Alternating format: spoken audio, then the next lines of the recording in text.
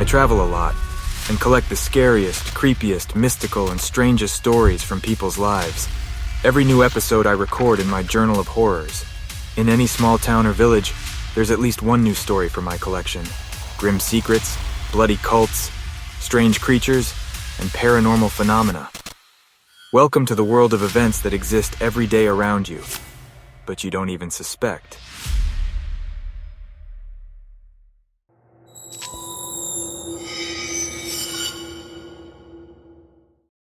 Rose's story. In the mid-'80s, my family and I moved to a new city. My father was offered a new position at a large company with a good salary and opportunities for career growth. As far as I know, the prospects at that time were excellent, so my parents quickly agreed to the offer. At that time, I was about 5 years old. During the initial period when my parents were dealing with documents, belongings, and other relocation-related issues, I was looked after by a new acquaintance from the neighboring apartment. My parents had quickly befriended her, and she was willing to help. Her name was Anna, and she offered to take care of me if needed. Anna was a very pleasant young woman with huge black eyes, smooth and shiny black hair. I constantly told her that she was very beautiful and admired her dresses and shoes, like a child would. Anna also had a room in the apartment where she made various things. Dresses, skirts, toys, blouses. There was a mannequin in there, and there were mirrors from floor to ceiling, fabric scraps, buttons, and all sorts of odds and ends everywhere. This was how she made a living. Over time, I grew up, started school, made new friends, got involved in various activities and sports. I hadn't seen Anna in a long time, and I didn't ask about her from my parents simply because she had faded into the background. A couple of years later, I needed a special costume for a school play. Problems arose when my parents couldn't find anything suitable in any store. I was very disappointed, and suddenly I remembered that Anna was a seamstress and could sew anything. When I approached my mother and asked her to talk to Anna and request her help, my mother said it was impossible, and that I shouldn't even think about it, without explanations. I discreetly went to Anna's apartment myself and rang the doorbell for a long time, but no one opened the door. I never saw Anna again. I quickly forgot about her. It wasn't until I was a university graduate that I remembered her. Here's what my mother told me in response to my inquiries. Anna was 33 years old. She had never been married, had no children of her own, and there weren't many men who courted her. I found this very strange because I remembered her as a very attractive and beautiful young woman. However, after a while, she got a boyfriend. Anna was radiant with happiness. She constantly dressed in the most beautiful dresses that she made herself. She looked even more beautiful than before. Her boyfriend visited almost every day but rarely stayed overnight. Despite this, no one suspected that the man was clearly not free. Everything became clear fairly quickly. Neighbors gathered due to loud noises and screams coming from Anna's apartment. They saw a young man who was only wearing underwear. He stood bewildered in the doorway, and in front of him was a disheveled Anna with bloody streaks on her face, and a tall girl with tousled hair, whom they were pulling away from Anna by both arms. The girl suddenly calmed down, straightened up, fixed her hair, and looked intently into Anna's eyes, speaking calmly and gently. "Take your lover into the grave with you now. I don't need rotten leftovers." Whether these were the exact words or not, I don't know, but my mother told me this way. And then the girl took a handful of small red buttons from her pocket and threw them right into Anna's face. After that, she swiftly folded a narrow rectangular piece of black fabric. No one understood where it came from, and tossed it at Anna's feet. "Poke yourself with needles, scum!" the girl shouted and left. Bruno, the man for whom this incident in the stairwell occurred, never returned to his wife. He chose to stay with Anna. Exactly 1 week after the events in the stairwell, beautiful Anna's face was covered in small, and then large, swollen, pus-filled red patches. It was a horrible sight. Doctors prescribed some ointments and pills, but there was little improvement. Then something truly terrifying happened. Anna woke up early one morning. Bruno was sleeping peacefully next to her. Anna's blood ran cold when she saw, at the head of their bed, a former wife of the man, the same girl who had thrown buttons and fabric at her. Anna wanted to open her mouth, but the girl spoke to her calmly and gently. "The process is underway. Soon you'll maim yourself. Remember the needles? Do you know everything?"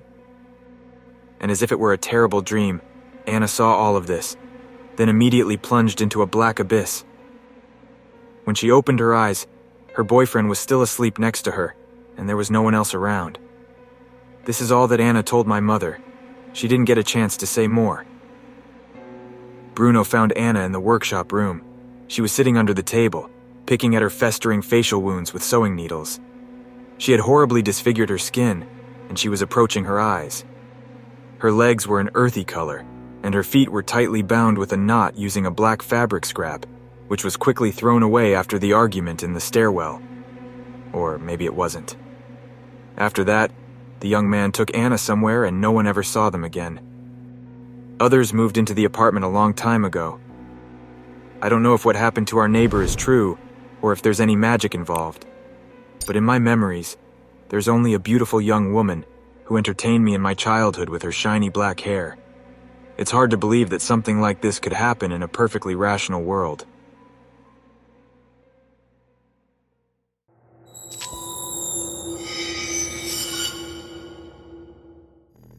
The story that Albert told me. It happened 2 years ago. My business trip was coming to an end, and I had to go back home. After buying a ticket, I decided to wander around the city since I still had 3 hours to spare. A woman approached me on the street, and I recognized her immediately. It was my first wife, from whom I had divorced 10 years ago. Susan had hardly changed, except for her face looking slightly older and paler. Apparently, this unexpected encounter had left her as shaken as me. I must admit I loved her deeply, but my love was a torment. I was intensely jealous of her interactions with everyone around her. I know it sounds strange, but even if Susan visited her own mother, unfounded suspicions would invade my mind. I would start obsessively thinking about where she really was and who she was with. My heart would start pounding and it felt like I was dying. I would send her messages, call her, and ask numerous questions. In the end, Susan left me, unable to bear my daily interrogations and bouts of jealousy. One day I came home from work, stopping by our favorite pizzeria on the way and grabbing 2 huge pepperoni pizzas. I thought we would spend a great evening together, but there was no one in the apartment, just a note on the table. In the note, my wife wrote that she was leaving me, even though she still loved me deeply. My constant suspicions and groundless arguments had worn her down, and she decided it was time to part ways. Susan asked for my forgiveness and begged me not to look for her. Over time, I realized how wrong I had been and how terribly I had acted. But it was too late, and all I could do was promise never to disturb her again. And now, after 10 years of separation, I accidentally met Susan in another city, a truly remarkable coincidence, almost mystical. We talked for a long time, and I nearly forgot I had a long-distance bus to catch. "Sorry, but I need to go. I'm already running late for my bus," I told Susan. Her expression changed, becoming very serious and agitated. "I really need your help," she nervously replied. "Please do me a favor. I understand you're in a hurry, but for the sake of everything good we had between us, don't refuse me." She frowned and looked me straight in the eyes without blinking. "Let's go to a place it's crucial for me, but I can't go there alone." Realizing how much wrong I had done to my beloved woman in the past, I naturally agreed but said, "Okay, but let's hurry." I hoped that by helping her now, I could atone for some of my guilt. We arrived at a large administrative building and spent quite a long time searching for the right office. We went up and down the stairs, roamed the corridors. It felt like at least 20 minutes had passed. I anxiously checked my watch. People of all ages passed by us, from children to the elderly. At that moment, I didn't question why children and the elderly would be in such a place. My thoughts were entirely focused on Susan and her anxious face. At some point, we found the right office. There was no sign on the door, and I couldn't understand how Susan knew this was the place to go. However, I didn't ask any questions. Before closing the door, she looked at me as if saying goodbye and said, "It's so strange after all. I couldn't be with you, nor without you." I took a seat on a nearby metal chair and waited for her to come out. I wanted to ask her what she meant by her last words. I delved deep into memories, thinking about what our life could have been like if I hadn't been such a fool. The bitterness of regret for the past overwhelmed me with thick and oppressive loneliness. At some point, the main lights in the corridor went out, and a dim emergency light came on somewhere in the distance. That's when I snapped out of it and realized that I needed to go. I was sitting here wasting time while I had to catch my bus. I approached the door trying to open it, but it was locked. I tried several times before hearing a voice from the distance rudely say that everyone had already left, and there was no point in banging on the door. I could only see a dark silhouette at the end of the corridor. Apologizing, I left the place. I walked through dark corridors, not understanding where I really was. I felt scared and uneasy. The building I was in was in terrible condition. The walls and floors were worn and stained, covered in dust and soot. There were only small windows here and there, dirty from soot and grime. Somehow I managed to find the exit, and I rushed out of there as fast as I could.